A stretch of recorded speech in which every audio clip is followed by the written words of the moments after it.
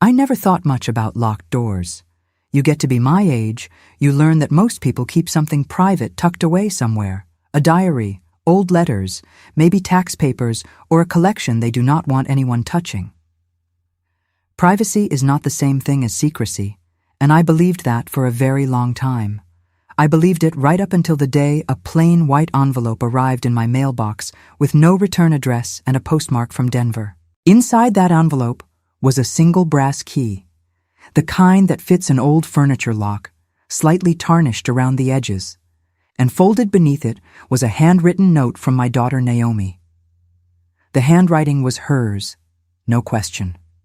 Tight, careful letters that leaned slightly to the left the way they always had since she learned cursive in the 4th grade. But the words themselves made my chest feel tight. Mom, don't call him. Don't ask questions. Just use the key and open it when you're alone. That was all it said. No explanation, no context, just a command that felt more like a plea.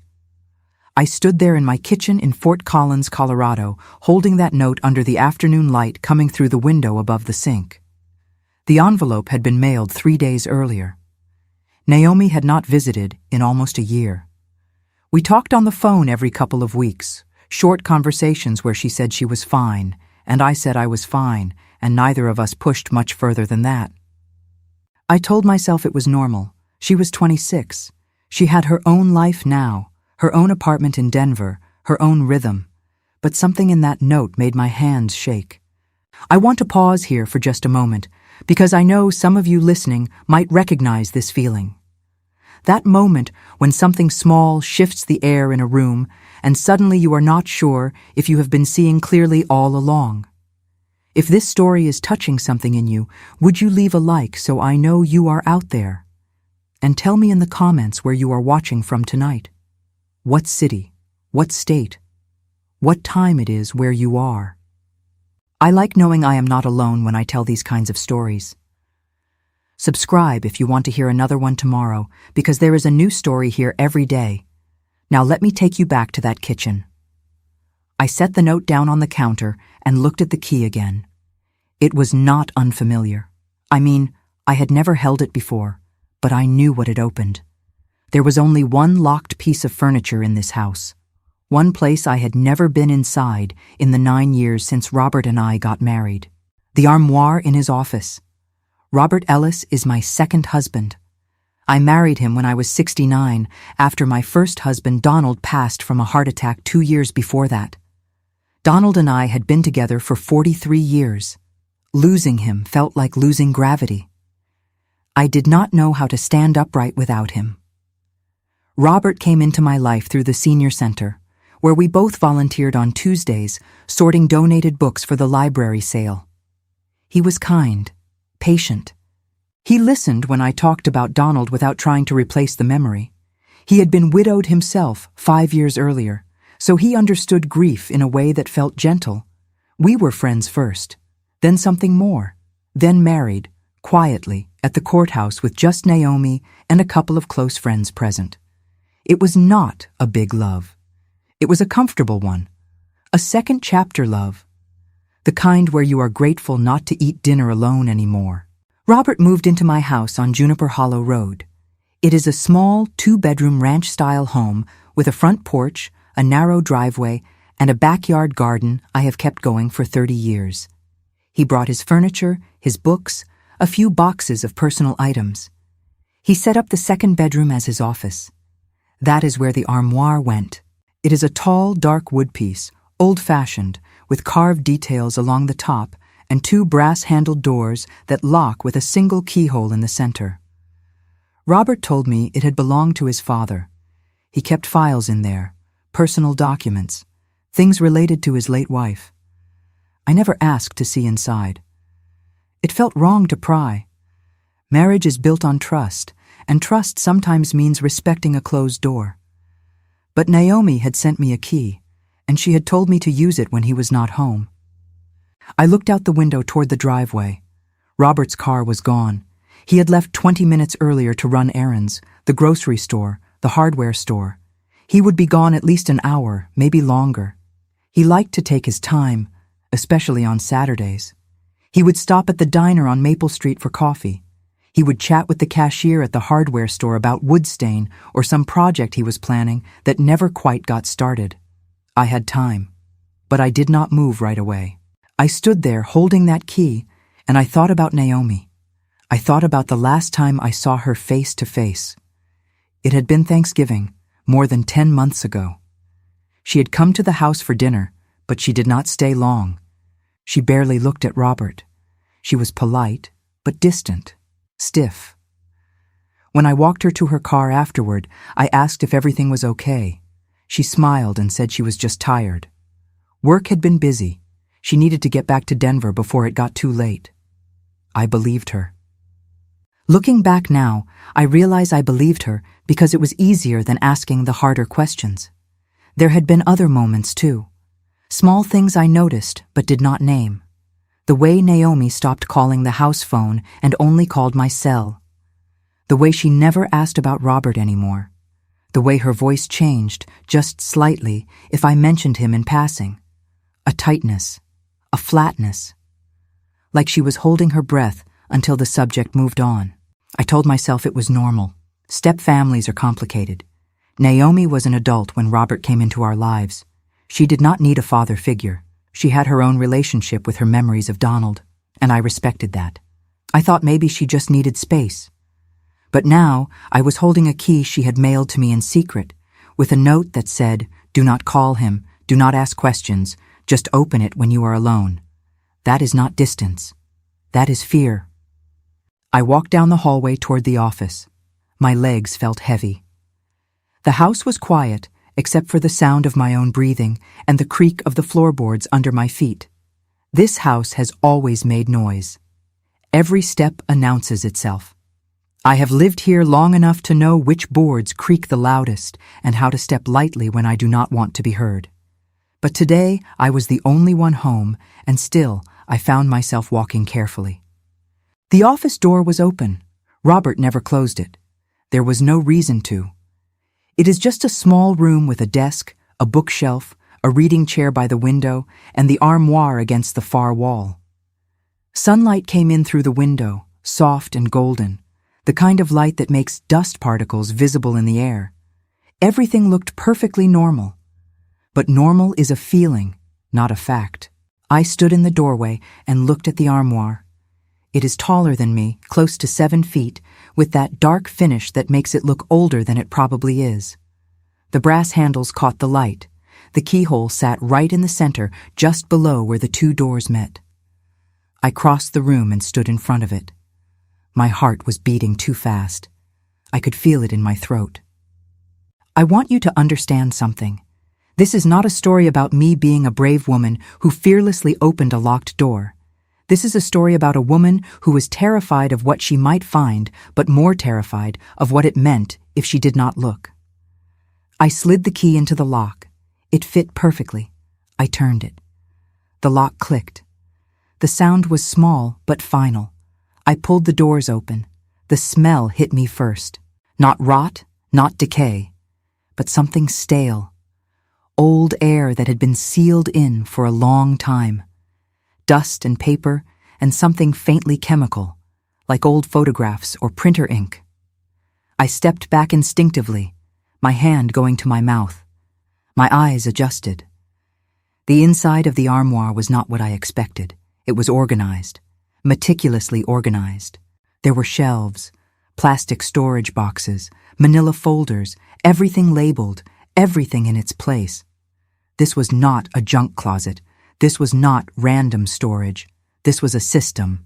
And that system was about me. I reached out with a shaking hand and pulled the nearest box toward me. It was labeled with a single word written in black marker. Margaret. My name. I opened it. Inside were photographs. Dozens of them. Pictures of me that I did not remember being taken. Me in the garden. Me at the grocery store. Me walking to the mailbox. Me sitting on the porch. Some were printed on photo paper. Some looked like they had been taken with a phone and printed later. The angles were wrong. These were not pictures someone asked me to pose for. These were pictures taken from a distance, from a window, from across the street. My stomach turned. I set the box down and opened the next one. This one had documents, copies of my medical records, bills, bank statements, old letters I had written to friends years ago. How did he get these? I did not give him access to my files. I kept my paperwork in the filing cabinet in the bedroom, but here they were, neatly copied and stored like research material.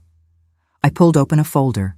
Inside was a timeline, handwritten, dates going back 9 years, the day we met, the first time we had coffee, the day we got married, but also other dates, dates I did not recognize, events I did not remember, doctor appointments I went to alone, conversations I had with Naomi on the phone, all written down, all tracked.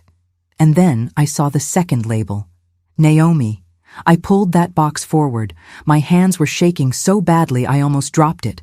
Inside were more photographs, pictures of my daughter, some from years ago when she still lived at home, some more recent, pictures of her at work, at her apartment building, walking to her car. She did not know these pictures existed either, and beneath the photographs was a folder. I opened it. Inside were notes, pages and pages of handwritten observations, things about Naomi, her schedule, her habits, places she went, people she saw. It read like surveillance.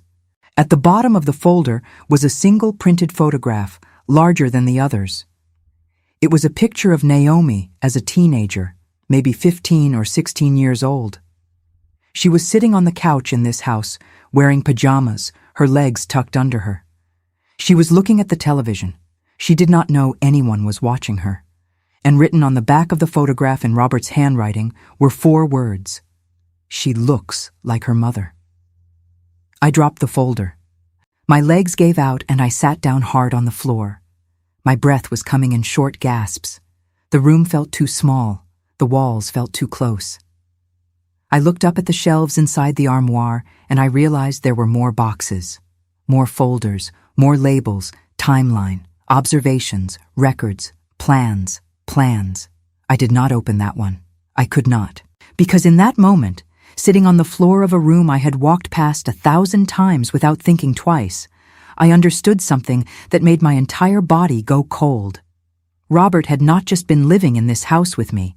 He had been studying me, watching me, documenting me, and he had been doing the same thing to my daughter for 9 years. I do not know how long I sat there.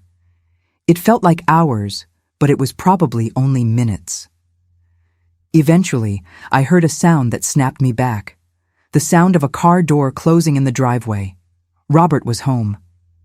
I scrambled to my feet. My hands were shaking so badly I could barely close the armoire doors. I locked it. I shoved the key into my pocket. I backed out of the office and stood in the hallway, my heart pounding so hard I thought I might pass out. I heard his footsteps on the porch. The front door opened. "Margaret," he called out. "I am back. Do you need help with anything?" His voice was the same as always, calm, pleasant, the voice of a man who had just come home from errands.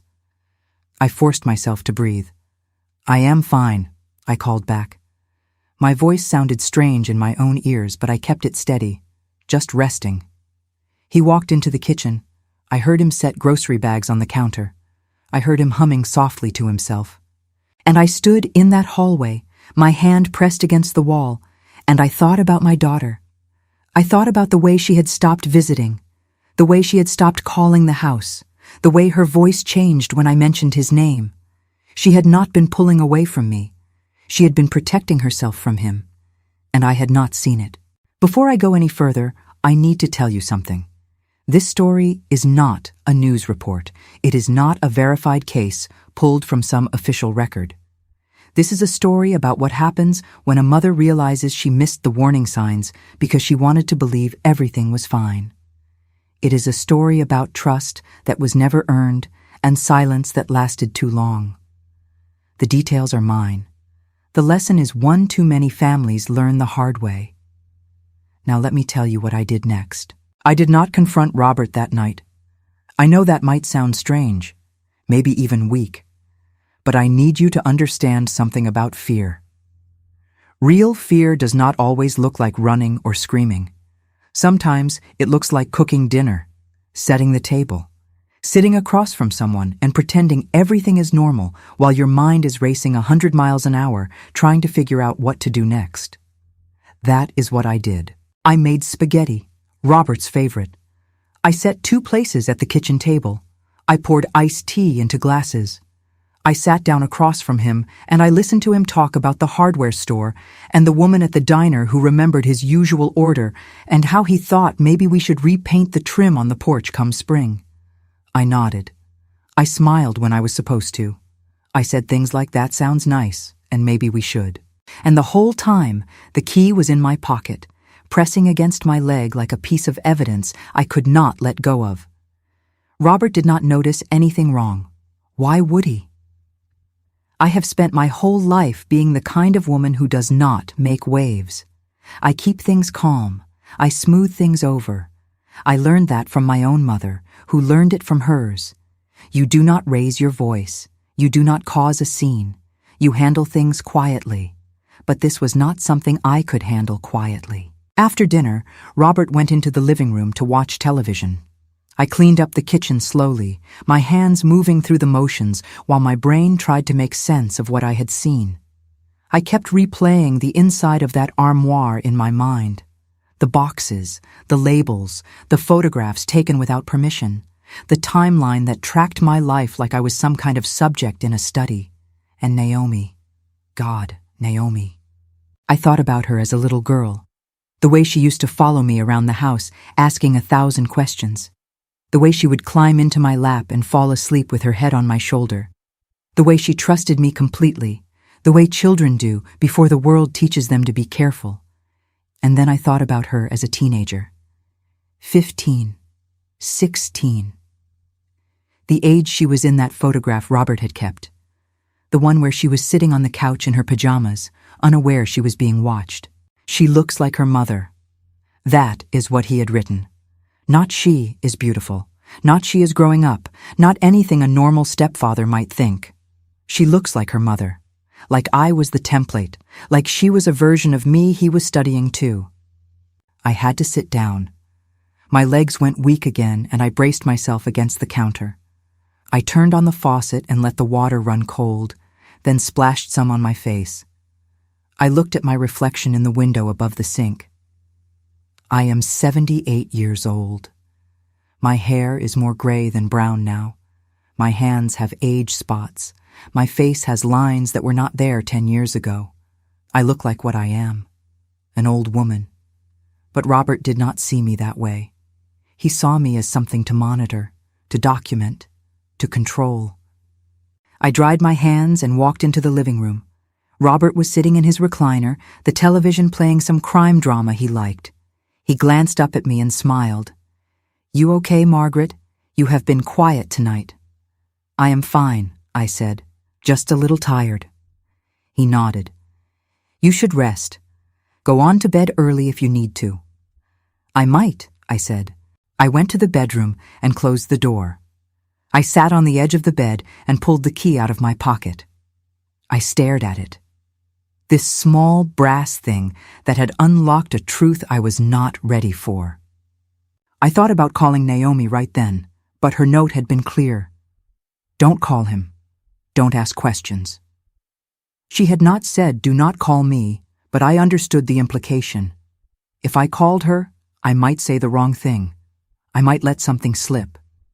And if Robert overheard, or if he checked the phone records later, he would know. He would know I had opened the armoire, and I did not know what he would do if he found out. So I did not call. Instead, I did what Naomi had done. I started watching. I want to pause here again, because this is important. If you have ever been in a situation where you realized something was deeply wrong, but you did not know what to do about it, you know this feeling. The feeling of moving carefully, of pretending, of gathering information before you make a move. If this is resonating with you, tell me in the comments. Write the word careful. And if you have not subscribed yet, I would be so grateful if you did. There is a story here every day, and maybe tomorrow's will reach someone who needs it. Now let me tell you what I started to notice. The next morning, Robert left the house at his usual time. He had a part-time job doing bookkeeping for a local property management company 3 days a week. He would be gone until early afternoon. As soon as his car pulled out of the driveway, I went back into the office. I unlocked the armoire again. This time, I was calmer. I could think more clearly. I pulled out the boxes one by one, and I went through them methodically. I did not just look. I took notes. I wrote down dates. I took pictures with my phone of the most disturbing items. I made sure I could prove what I had found. There were more boxes than I had realized. Some were older, dating back to before Robert and I were even married. Pictures of me from the senior center. Pictures of me at the library. Pictures of me walking through the grocery store parking lot. He had been watching me before I even knew his name. That realization hit me like a punch to the chest. Our meeting had not been an accident. Our friendship had not been organic. He had targeted me. I found records showing he had looked up my address, my phone number, my late husband's obituary. He had researched me the way you research a job applicant or a car you are thinking about buying. And then he had inserted himself into my life. I sat back on my heels and stared at the evidence spread out in front of me. How had I not seen this? How had I been so blind? But I knew the answer. I had been lonely. When Donald died, I did not just lose my husband. I lost my sense of purpose. I lost the person who knew me best. I lost the future I thought I had. And Robert had stepped into that empty space with kindness and patience and all the right words. He had seemed safe, and I had wanted so badly to feel safe again. I found another folder. This one was labeled with a date from 6 years ago. I opened it. Inside were notes about Naomi, observations about her routines, what time she came home from college, what time she left, who her friends were. There were printouts of her social media posts from back when she still had public accounts. There were screenshots of text messages. How did he get these? I kept reading, and then I found something that made my blood run cold. A note, handwritten, dated 5 years ago. It said she does not trust me yet, keeps her distance, need to be patient. She will warm up eventually. Eventually. Like it was inevitable. Like her trust was something he was entitled to. I thought about the way Naomi had acted around Robert over the years. Polite but distant, never rude, never confrontational, but never warm either. I had thought she just needed time to adjust. I had thought she was being difficult, but she had not been difficult. She had been smart. She had sensed something I refused to see. I kept digging. I found more recent notes, observations from the past 2 years, notes about Naomi avoiding the house, notes about her making excuses not to visit. And then I found a plan, reconnection strategy, it said at the top. Beneath that were bullet points, ways to force contact, suggestions for holidays, ideas for guilt tripping me into insisting Naomi visit more often. It was manipulative and calculated, and it was written in Robert's careful, steady handwriting. I took a picture of every page, then I put everything back exactly the way I found it. I locked the armoire. I went into the kitchen, and I made myself a cup of coffee, even though my hands were shaking too much to hold the mug steady. I sat at the table, and I thought about what to do next. I could not go to the police. What crime had he committed? Taking pictures of someone in public is not illegal. Keeping files on your spouse is strange, but not criminal. And Naomi was an adult. She had not reported anything. She had just stayed away. I could not confront him, not yet. I did not know what he would do if he knew I had found his files. And I was alone in this house with him most of the time. I needed help. But I did not know who to ask. I thought about my friends from church. But what would I say? My husband keeps files on me. It sounded paranoid. It sounded like something an old woman imagines because she is losing her grip on reality. I thought about Naomi's father, Donald. If he were still alive, I would have called him. He would have known what to do. But Donald was gone. I thought about Naomi herself, and I realized she had already told me what to do. She had sent me the key. She had given me proof. Now I had to decide what to do with it. I spent the rest of that day going through my own belongings. I checked my filing cabinet, my desk drawers, my closet. I was looking for signs that Robert had gone through my things, and I found them. Papers that were not in the order I had left them. A journal I kept hidden in a shoebox that had been moved slightly. A box of old letters from Donald that had been opened and resealed. He had been in my private spaces for years, and I had never noticed. That night at dinner, I watched him more carefully. I noticed things I had overlooked before. The way he asked me questions about my day that felt less like conversation and more like interrogation. Where did you go? Who did you talk to? What did you buy? I had thought he was just interested. Now I realized he was gathering information. I noticed the way he watched me when he thought I was not looking. The way his eyes followed me across the room. It was not affection. It was surveillance. I noticed that he always sat where he could see both the front door and the driveway. He always knew when I got the mail. He always knew when someone called. He was not sharing my life. He was managing it. And I had let him. After dinner, I told him I was going to take a bath and go to bed early. He said that was fine. He kissed me on the forehead, the same way he always did. It felt different now. It felt like ownership. I locked the bathroom door. I sat on the edge of the tub and I let myself cry for the first time since I had opened that armoire. I cried for Naomi, who had been carrying this knowledge alone. I cried for myself, for being so desperate not to be alone that I had let a stranger move into my home and my life. I cried for Donald, who would have protected me from this if he had still been here. And then I dried my face. I steadied my breathing. And I made a decision. I was not going to stay silent. I was not going to keep pretending. I was going to get out. But I had to be smart. I had to be careful. Because Robert had spent 9 years learning everything about me. And I had spent 9 years learning almost nothing about him. The next morning, I started my own documentation. I wrote down everything I could remember. Every strange moment. Every odd question. Every time Robert had known something he should not have known. I wrote it all in a notebook I kept hidden in the lining of my winter coat in the back of the closet. I started taking pictures. Pictures of the armoire lock. Pictures of the office. Pictures of anything that might matter later. I started calling Naomi from my cell phone when Robert was not home. Short calls, careful calls. I did not tell her what I had found yet. I just told her I loved her. I told her I was sorry I had not listened better. She cried. She said, "Mom, I tried to tell you." And I said, "I know, sweetheart. I know.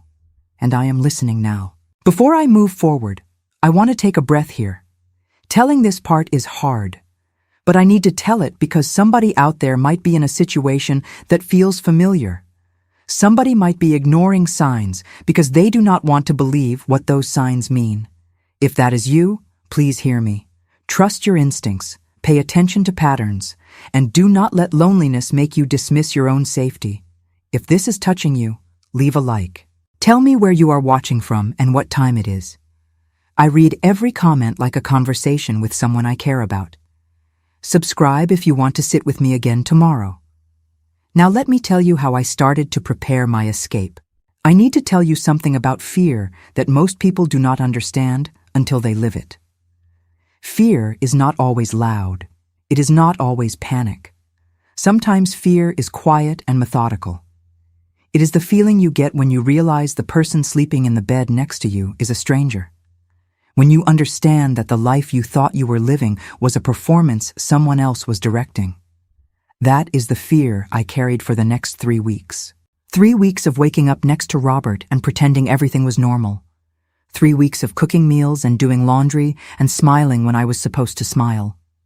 3 weeks of living like an actress in a play I never auditioned for, waiting for the moment when I could finally walk off the stage. But leaving was not simple. I was 78 years old. This was my house, yes, But Robert's name was on some of the accounts now. He had access to my finances. He knew my routines. He knew my friends. He knew where I went and when I went there. And most terrifying of all, he had demonstrated over 9 years that he was willing to watch, document, and wait. If I just packed a bag and left, what would he do? I did not know. And not knowing kept me frozen for longer than I want to admit. But Naomi did not let me stay frozen. She started calling more often. Not to the house phone. Never to the house phone. Only to my cell, and only when she knew Robert would be at work. At first, the conversations were careful, gentle. She would ask how I was doing, really doing, and I could hear in her voice that she already knew the answer. Finally, one afternoon in late March, I told her the truth. I opened the armoire, I said. I saw everything. There was a long silence on the other end of the line. Then I heard her breathe out, shaky and relieved. "Oh, Mom," she said. "Oh, thank God. I thought you were never going to look." "Why did you not just tell me?" I asked. "Why send a key instead of calling me?" "Because you would not have believed me," she said quietly. "You loved him. You trusted him. If I had told you he was keeping files on us, you would have thought I was being dramatic. You would have defended him. You have been defending him for years." Her words hurt because they were true. I had defended him. Every time Naomi made an excuse not to visit, every time she seemed uncomfortable around him, every time she changed the subject when I brought him up, I had told myself she was being difficult, that she just needed to give him a chance. I had chosen his comfort over her fear, and she had known that if she came to me with accusations, I would not have listened, so she gave me proof instead. "I am so sorry," I said. My voice cracked. "I am so sorry. I did not see it sooner." "It is okay, Mom," she said, but I could hear that it was not okay. Not really. "It is okay. You see it now. That is what matters. Now we need to get you out of there." "I do not know how," I said. "I do not even know where to start." "You start by not being alone," she said. "You start by telling someone else what you found. You start by making a plan, and you do not do any of this by yourself." She was right. That night, I called my sister, Helen. Helen is 81, sharp as a tack, and meaner than a snake when she needs to be. She lives 2 hours away in Boulder. We talk every couple of weeks, mostly about recipes and gardening, and which of our friends from church is in the hospital this month. But Helen has always been the one I call when I need someone who will not sugarcoat the truth. I told her everything. I told her about the armoire, the photographs, the timelines, the notes about Naomi, the way Robert had tracked my life like I was some kind of research project. Helen did not interrupt. She just listened. And when I finished, there was a pause. Then she said, "Margaret, you need to leave that house. Today." "I cannot just leave," I said. "Where would I go? What would I tell him?" "You would go to my house," Helen said, "and you would not tell him anything. You would pack a bag while he is at work, and you would get in your car, and you would drive here, right now." "But what if he comes looking for me?" I said. "Let him," Helen said. "He does not scare me. And if he shows up at my door, I will call the police." I wanted to do it. I wanted to pack a bag and leave and never look back. But something stopped me. "What about my things?" I said. "What about the house? What about all the evidence in that armoire? If I leave, he might destroy it." "Then take pictures of everything first," Helen said. "Document it all. Then leave." "Margaret, you are not safe there. You understand that, right?" "I do," I said. "But I need a few more days. I need to make sure I do this right." Helen sighed. "You are stalling." "I am being careful," I said. "There is a difference between careful and scared," she said. "Do not let fear keep you in that house longer than you need to be there." She was right, but I was not ready yet. Not quite. I told Helen I would call her back in a few days. I told her I loved her. And then I hung up and sat in the dark bedroom, listening to the sound of Robert moving around in the other room, and I felt the weight of every year I had lived pressing down on my chest. You get to be my age, you start thinking about legacy, about what you leave behind. I did not want my legacy to be this. A woman who was so afraid of being alone that she let herself be controlled. A mother who did not protect her daughter because she did not want to see the truth. I decided then that I was not going to be that woman anymore. The next day, I went to see a lawyer. Her name was Patricia Navarro, and her office was in a small building downtown near the courthouse. Naomi had found her for me. Patricia specialized in elder law, estate planning, and protective orders.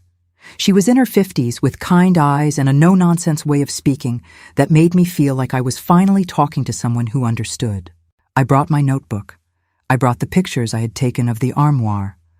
I brought copies of documents that showed Robert had accessed my financial records without permission. Patricia looked through everything carefully. She asked questions. She took notes. And then she looked at me and said, "Mrs. Ellis, what you are describing is a pattern of coercive control. It is emotional abuse. And in some cases, depending on what else we find, it could meet the criteria for stalking." I had not thought of it that way. I had thought of it as strange, disturbing, wrong. But hearing someone use the word abuse made it real in a way it had not been before. "Can I get him out of my house?" I asked. "It is complicated," Patricia said. "He is your legal spouse. You would need to file for divorce, and depending on Colorado law, he might have a claim to some of your assets. But we can also file for a restraining order if you feel you are in immediate danger." "I do not know if I am in immediate danger," I said. "He has never hurt me physically. He has never threatened me." "Control is a form of harm," Patricia said, "and surveillance is a violation of your privacy and autonomy. You do not have to wait until he hurts you to protect yourself." She walked me through my options: divorce, restraining order, separating finances, securing my medical and legal documents, changing passwords, setting up a safety plan. It felt overwhelming, but it also felt like progress. Before I left, Patricia said something I will never forget. "Mrs. Ellis, you did nothing wrong. You were lonely. You trusted someone. That does not make you foolish. It makes you human. What matters now is that you take your power back." I cried in her office, not because I was sad, because for the first time in weeks, I felt like maybe I could do this. I drove home that afternoon, and I felt different, stronger. I still did not know exactly how I was going to leave, but I knew I was going to, and that made all the difference. That evening, Robert came home from work, like always. He kissed me on the forehead. He asked what was for dinner. He sat in his chair and turned on the television. But I was not the same woman he had left that morning. I was awake now.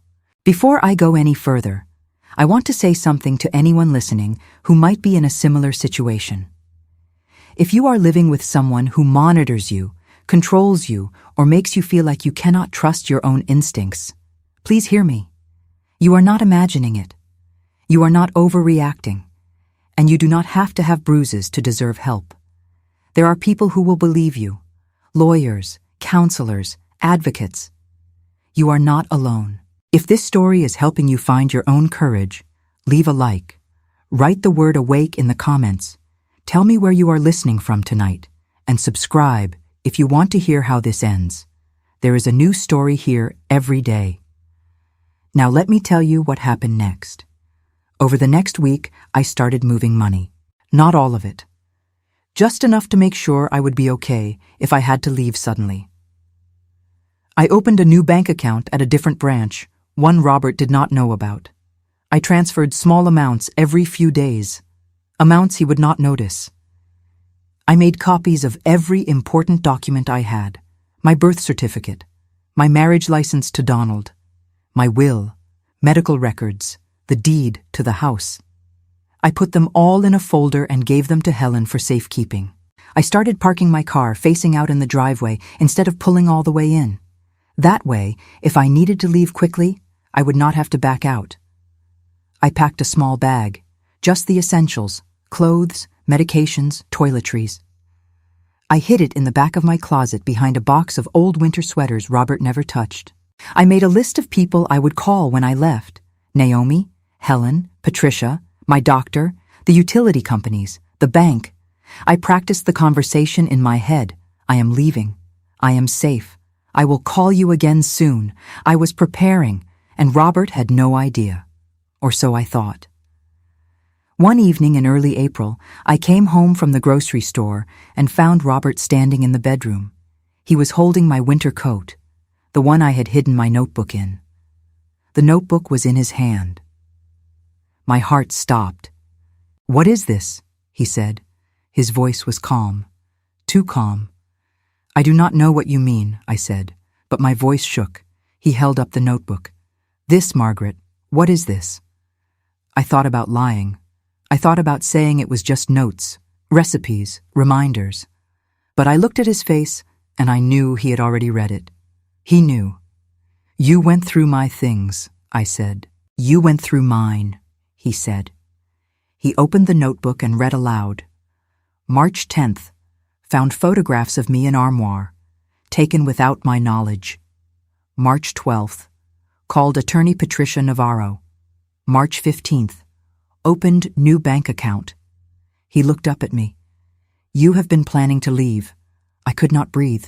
I could not move. "You opened the armoire," he said. "How did you get the key?" I did not answer. He stepped closer. "Naomi sent it to you. Did not she?" Still I said nothing. He smiled. It was not a kind smile.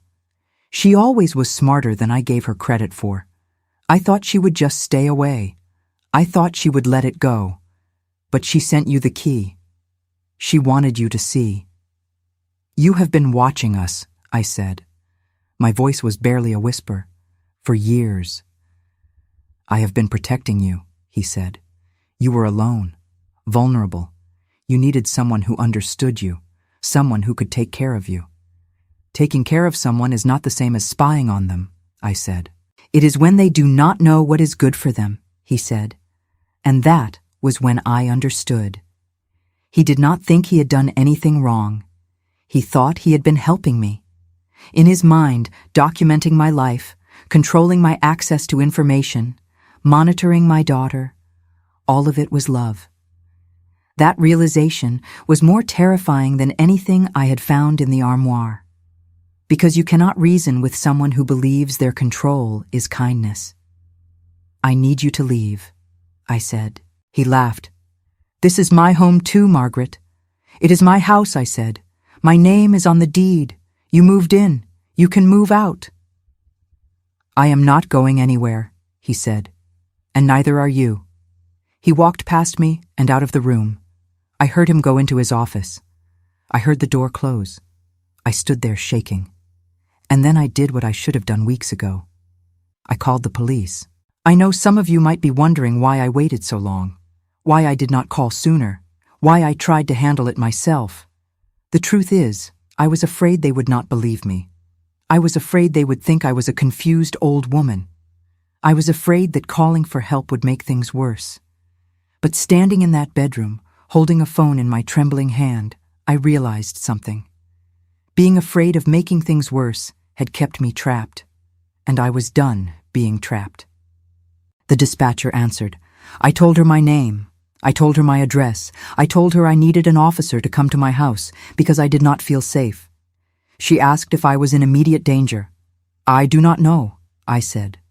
"But my husband has been surveilling me without my consent, and he just confronted me about trying to leave, and I am afraid of what he might do." She said an officer was on the way. I sat on the edge of the bed and I waited. Robert did not come out of his office. 15 minutes later, there was a knock at the door. The officer who came to my door was a woman in her 40s named Deputy Carolyn Hewitt. She had short, dark hair, a kind face, and a calm voice that made me feel like maybe I was not overreacting. She asked if she could come inside. I said yes. She asked where Robert was. I told her he was in his office. She asked me to tell her what happened. I did. I told her everything.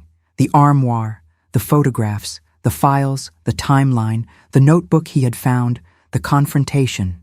She listened without interrupting. She took notes, and when I finished, she said, "Mrs. Ellis, do you feel safe in this house right now?" "No," I said.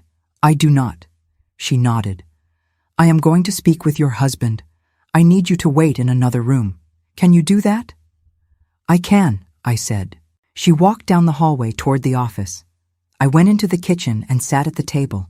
My hands were shaking so badly I had to clasp them together in my lap. I could hear voices. Deputy Hewitt's voice, calm and professional. Robert's voice, also calm. Too calm. They talked for a long time, maybe 10 minutes, maybe longer. I could not make out the words. Then Deputy Hewitt came back into the kitchen. Robert was not with her. Mrs. Ellis, she said, I have spoken with your husband. He says the items in the armoire are personal records and that he has a right to keep them.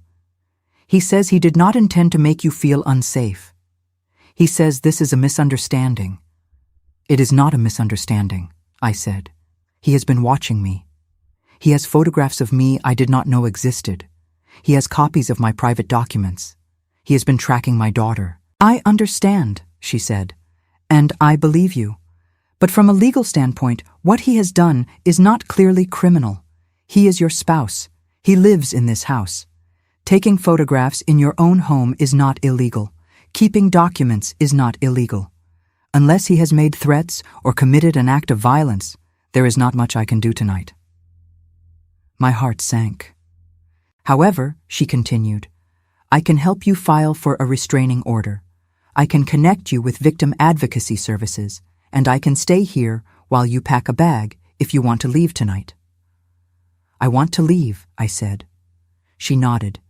Then let's get you out of here. She stood by while I went into the bedroom and grabbed the bag I had already packed. I did not take much, just enough to get by for a few days. Robert stayed in his office the whole time. He did not come out. He did not say a word. Deputy Hewitt walked me to my car. She asked if I had somewhere safe to go. I told her I was going to my sister's house in Boulder. She wrote down the address. She gave me her card. She told me to call if anything happened. If he followed me, if he contacted me, if I felt unsafe. Thank you, I said. You did the right thing, she said. Calling us, leaving. You did the right thing. I got in my car, and I drove away from that house. I did not look back. I drove for 2 hours in the dark, my hands gripping the steering wheel, my eyes on the road, my mind racing. I kept expecting headlights behind me. I kept expecting Robert's car to appear. But it never did. When I pulled into Helen's driveway, she was already standing on the porch waiting for me. She must have seen the headlights. She came down the steps as I got out of the car, and she wrapped her arms around me without saying a word. I collapsed against her, and I cried. You are safe now, she said. You are safe. I stayed with Helen for 3 weeks, long enough to catch my breath, long enough to meet with Patricia again and file for divorce, long enough to file for a restraining order. The restraining order was granted. Robert was ordered to stay at least 500 feet away from me. He was ordered not to contact me. He was ordered to stay away from Helen's house, Naomi's apartment, and any place I was known to frequent. He did not fight it. In fact, he did not show up to the hearing at all. Patricia said that was common.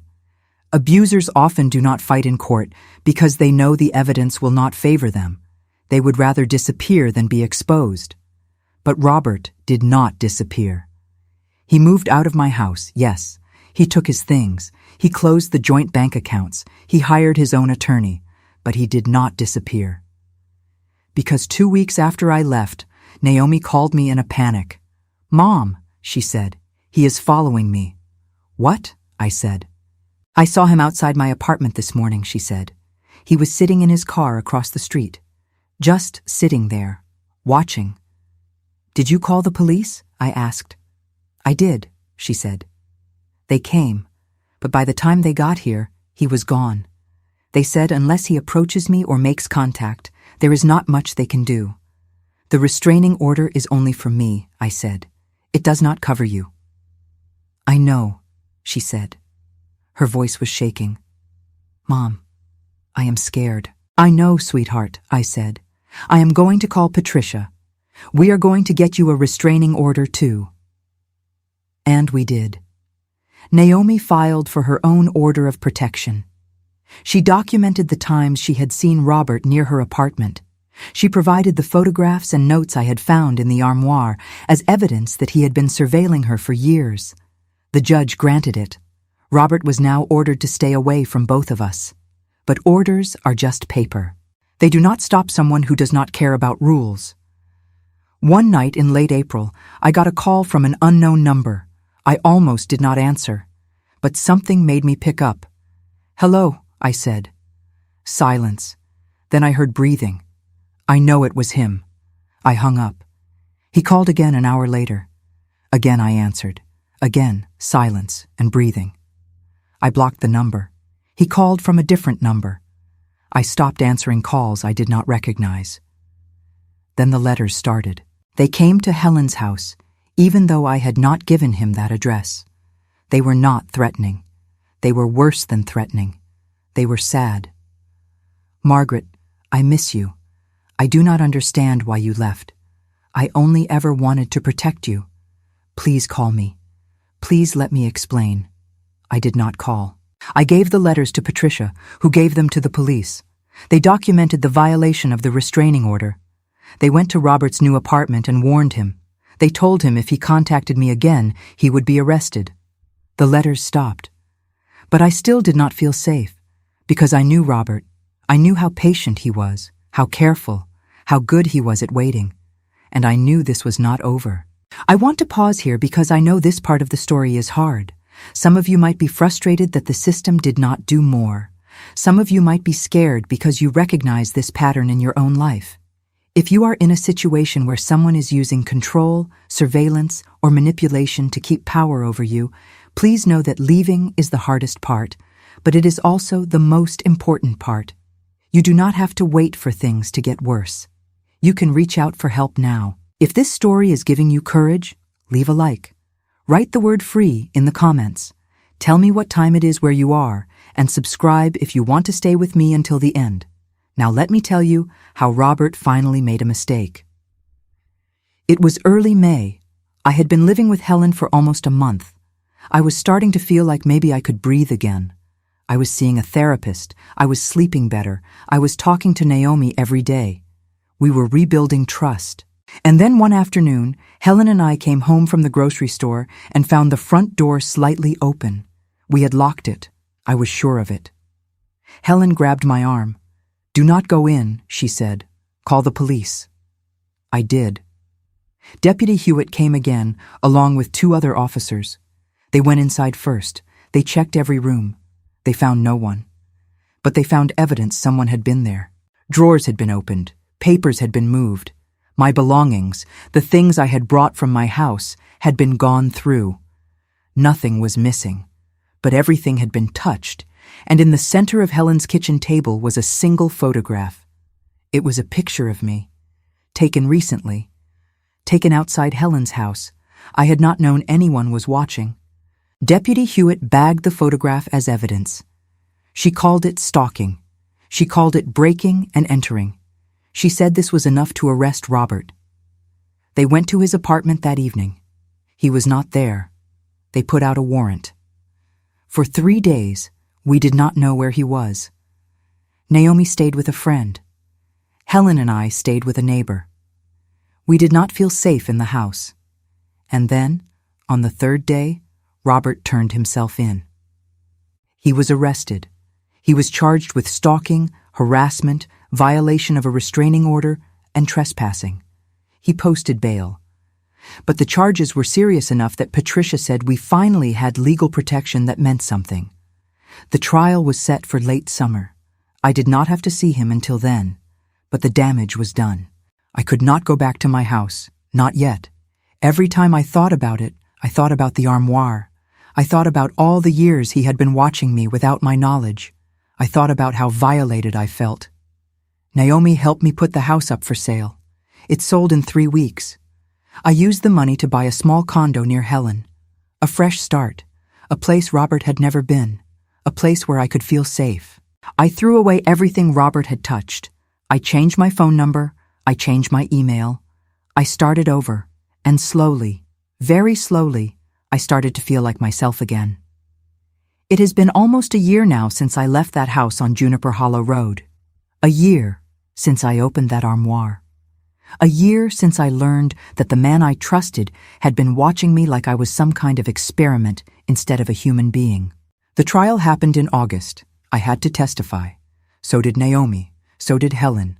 So did Deputy Hewitt and Patricia Navarro and the officers who had responded to my calls. We sat in that courtroom and we told the truth. We showed the photographs. We showed the files. We showed the timeline Robert had kept, tracking my life and my daughter's life for nearly a decade. Robert sat at the defense table in a suit and tie, looking calm and composed. His attorney argued that he had never physically harmed anyone, that keeping personal records was not a crime, that I had overreacted, that this was a misunderstanding between a husband and wife who simply grew apart. But the prosecution painted a different picture. They called it coercive control. They called it stalking. They called it a violation of privacy and autonomy. They presented evidence of the break-in at Helen's house, the photograph left on the table, the restraining order violations, the pattern of surveillance that had begun even before Robert and I were married. The jury deliberated for 2 days. When they came back, they found Robert guilty on 3 counts: stalking, harassment, violation of a restraining order. He was sentenced to 18 months in jail, followed by 3 years of probation. He was ordered to have no contact with me or Naomi for the rest of his life. He was required to attend counseling. He was required to register as part of his probation conditions.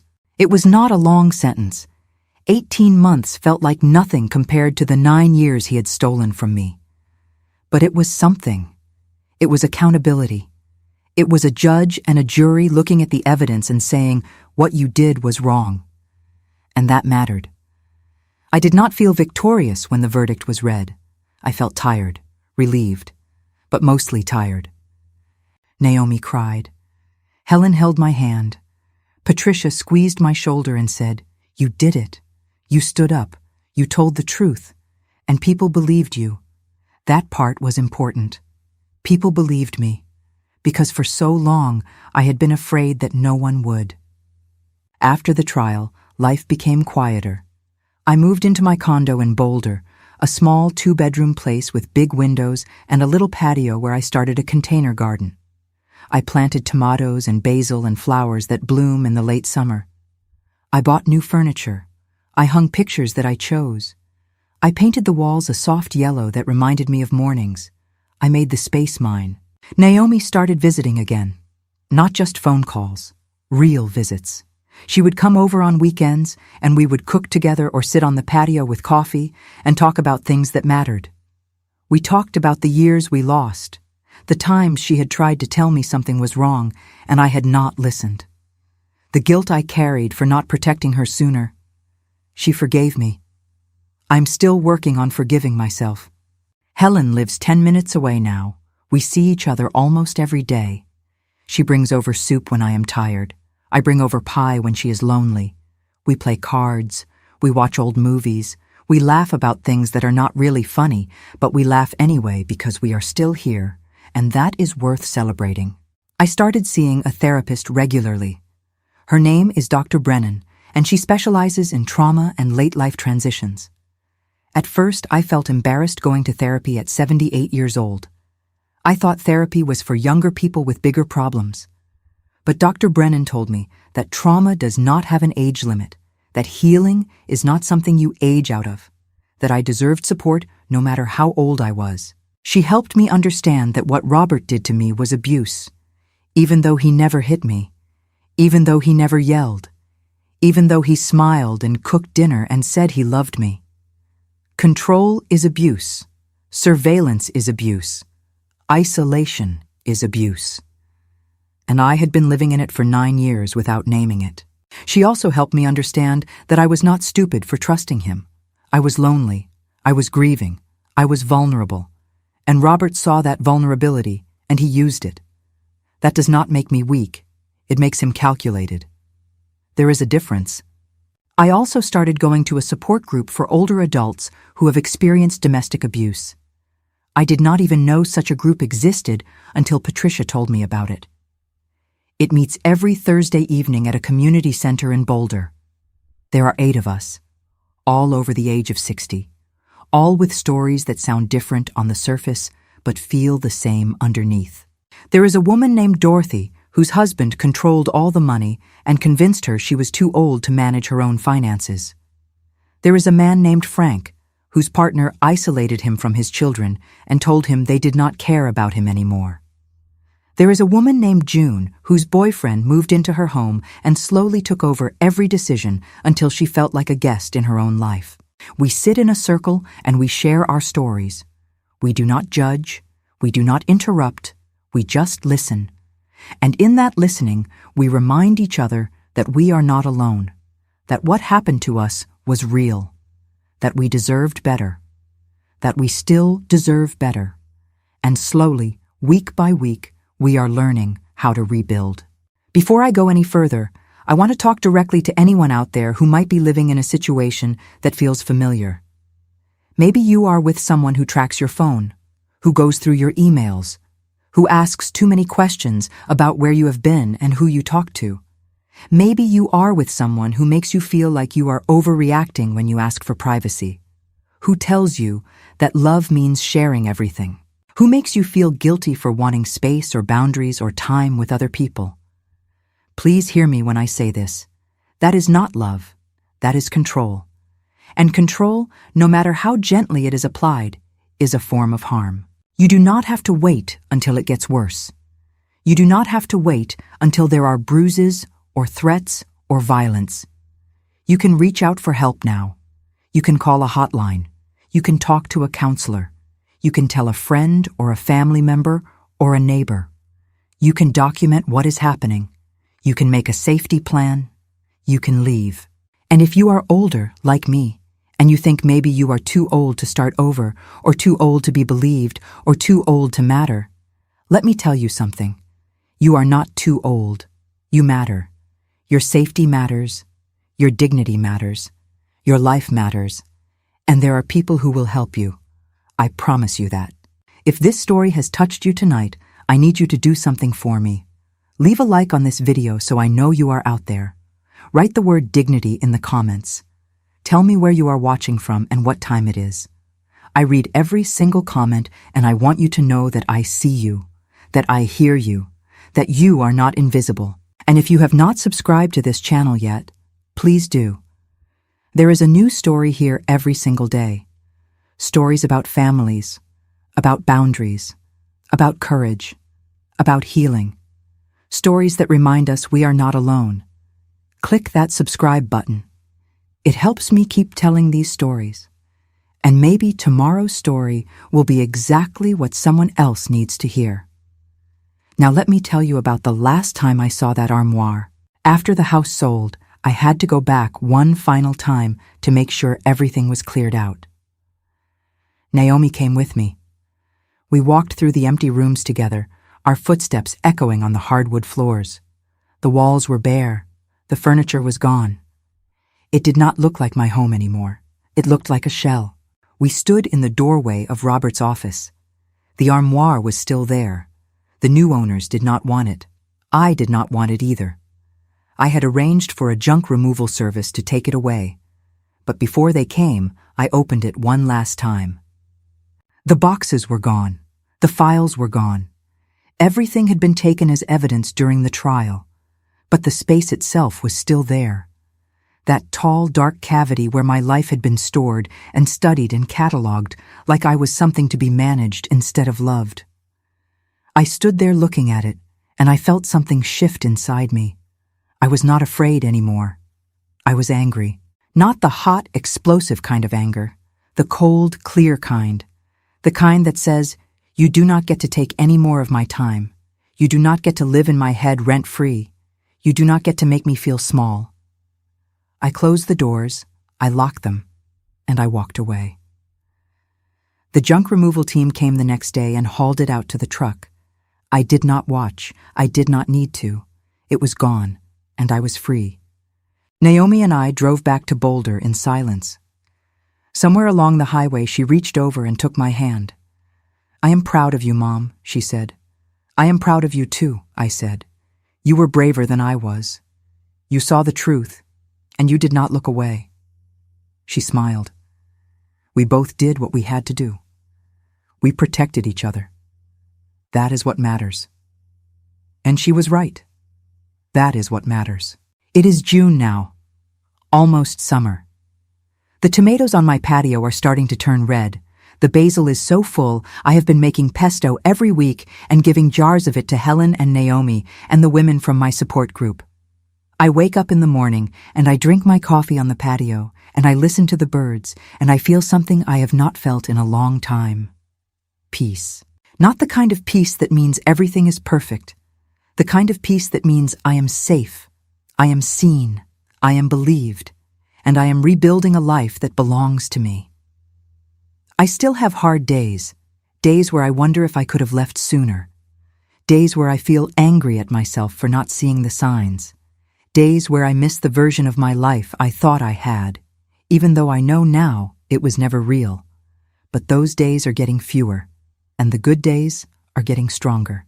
I have learned some things this past year, things I want to share with you before I finish this story. I learned that loneliness can make us vulnerable, but it does not make us foolish. Wanting companionship is human. Trusting someone is not a mistake. But we have to trust people who earn it, not people who perform it. I learned that control can look like care. Someone who wants to know everything about you might say it is because they love you, but love does not need surveillance. Love trusts. Love respects privacy. Love does not keep files. I learned that age does not protect us from abuse. In fact, sometimes it makes us more vulnerable. Older adults are often dismissed, told we are confused, told we are imagining things, told we should be grateful someone is willing to be with us at all. But we deserve respect, we deserve safety, we deserve autonomy, no matter how old we are. I learned that family members, especially adult children, sometimes see things we do not want to see, and when they try to tell us, we need to listen, really listen, not defend, not dismiss, not protect the person who is making them uncomfortable. Listen. I learned that leaving is not weak. Staying in a bad situation because you are afraid or ashamed or tired is not strength. Sometimes the strongest thing you can do is walk away.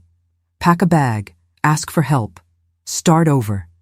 Even if you are 78 years old, even if you do not know what comes next, you can start over. I learned that documentation matters. Write things down, take pictures, save messages, keep records, not because you are paranoid, because patterns are easier to see when you can look at them all together. And if you ever need to prove what happened, you will have the evidence. I learned that the legal system is imperfect. It does not always protect the people who need protection. It does not always punish the people who deserve punishment, but it is still worth using. File the report, get the restraining order, press charges. Even if the outcome is not what you hoped for, you will have tried, and that matters. I learned that healing is not linear. Some days I feel strong. Some days I feel broken. Some days I feel both at the same time. And that is okay. Healing does not mean forgetting. It means learning to carry what happened without letting it crush you. And I learned that I am not alone. There are so many people, especially older people, who are living in situations that feel wrong, but they do not know how to name it or change it. And if my story can help even one person recognize what is happening to them, if it can give even one person the courage to reach out for help, then telling it was worth it. So let me say this one more time, louder, for the people in the back. If someone is controlling you, that is abuse. If someone is monitoring you without your consent, that is abuse. If someone is isolating you from the people who care about you, that is abuse. If someone is making you feel like you are crazy for wanting privacy or boundaries or respect, that is abuse. You are not imagining it. You are not overreacting. You are not too sensitive. You are not too old to matter. You deserve safety. You deserve dignity. You deserve a life that is yours. And there are people who will help you. Hotlines, shelters, lawyers, counselors, advocates, support groups. You do not have to do this alone. Please, if you need help, reach out. Today, right now. Do not wait for it to get worse. Do not wait for permission. Do not wait until you are sure. Just reach out. Before I close, I want to thank you for staying with me through this entire story. I know it was long. I know it was heavy. But I needed to tell it, and you needed to hear it. If this story moved you, if it made you think, if it gave you courage or clarity or just the reminder that you are not alone, please leave a like on this video. It truly helps. Write the word dignity in the comments. Tell me where you are watching from. Tell me what time it is. Morning, afternoon, evening, middle of the night. I want to know you are out there. I want to know this story reached you. And please, subscribe to this channel. Click that button right now. There is a new story here every single day. Stories about families, about boundaries, about healing, about hope. Stories that remind us we are stronger than we think. And maybe tomorrow's story will be exactly what you need to hear. Or maybe it will be what someone you love needs to hear. So subscribe and share this video with someone who might need it. From my heart to yours, take care of the people who trust you. Pay attention to the small changes. Listen when someone says they are uncomfortable. Believe people when they tell you something is wrong. And protect your own peace, even if it means walking away from someone you thought you loved. You are worthy of safety. You are worthy of respect. You are worthy of dignity. Do not ever let anyone make you believe otherwise. Thank you for listening. Thank you for being here. And thank you for caring enough to stay until the very end. Take care of yourselves. And I will see you tomorrow with another story. Dignity.